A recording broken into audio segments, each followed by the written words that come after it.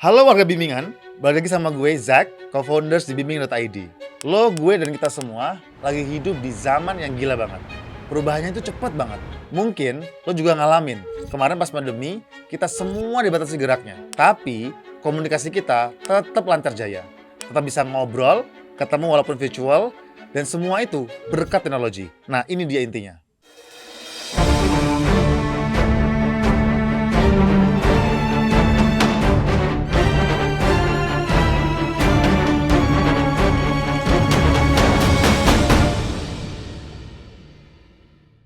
Perkembangan teknologi yang awalnya nggak mungkin, sekarang semua jadi mungkin. Dan ini bukan cuma soal gaya hidup, tapi juga soal masa depan karir kita, masa depan pekerjaan kita. World Economic Forum, organisasi global yang udah survei ke lebih dari 1.000 pemberi kerja global, mewakili lebih dari 14 juta pekerja di 55 negara, baru aja ngeluarin laporannya. Future of Jobs Report 2025. Ini bukan cuma sekedar ramalan, tapi hasil riset mendalam tentang apa yang bakal terjadi di pasar kerja sampai tahun 2030. Dan hasilnya, ada yang bikin kita optimis, dan ada juga yang bikin kita mikir keras. Pasar kerja global itu diproyeksikan akan tumbuh sampai 2030. Tapi, pertumbuhan ini diiringi sama perubahan struktural yang signifikan banget. Bayangin, 170 juta pekerjaan baru bakal tercipta. Tapi di sisi lain, 92 juta pekerjaan yang ada sekarang bakal hilang atau digantikan. Ini artinya ada perpindahan besar-besaran. Sekitar 22% dari total pekerjaan formal yang mereka teliti, hampir 1/4 pekerjaan itu bakal berubah. Pekerjaan apa sih yang bakal melejit pesat di tahun 2030? Hasilnya adalah pekerjaan-pekerjaan yang bisa berdampingan dengan kemajuan teknologi. Coba dengerin baik-baik. Yang pertama adalah Big Data Specialist. Semua perusahaan butuh data, dan ini pekerjaan yang lagi naik daun banget. Yang kedua adalah Fintech Engineers. Sektor keuangan yang makin digital butuh banget ahli di sini. 3, AI dan Machine Learning Specialist. Jelas, ini paling top. AI itu ada di mana-mana, dan bakal makin meresap ke setiap industri. 4, Software and Application Developers. Aplikasi dan software baru akan terus bermunculan. Jadi, peran ini akan terus dicari. Vibe coding, yang katanya memusnahkan pekerjaan tech, menurut gua nggak bisa dibilang bener 100%. Yang kelima, Security Management Specialist dan Information Security Analyst. Makin digital, makin banyak ancaman cyber. Jadi, peran keamanan ini jadi krusial banget. Keenam, Data Warehousing Specialist dan IoT Specialist juga masuk daftar. Dan terakhir, ada juga pekerjaan terkait kendaraan otonom listrik, atau lebih familiar kita sebut sebagai Autonomous and Electric Vehicle Specialist. Dan juga Renewable Energy Engineers. Ini artinya nunjukin bahwa tren green economy juga ikut mendorong pertumbuhan pekerjaan. Jadi, kalau lo lagi mikir mau ngembangin karir kemana, ini bisa jadi panduan awal yang bagus banget.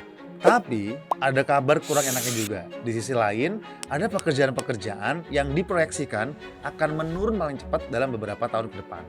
Penurunan ini sebagian besar juga didorong oleh perluasan akses digital, teknologi AI, dan robotisasi. Contohnya, pekerjaan klinikal dan sekretaris, misalnya kasir, petugas tiket, dan administratif asisten. Dulu jadi tulang punggung administrasi, sekarang banyak yang digantikan dengan sistem otomatis. Yang kedua, Postal Service Officer dan bank teller. Jelas, digitalisasi, layanan pos dan perbankan bikin peran ini berkurang.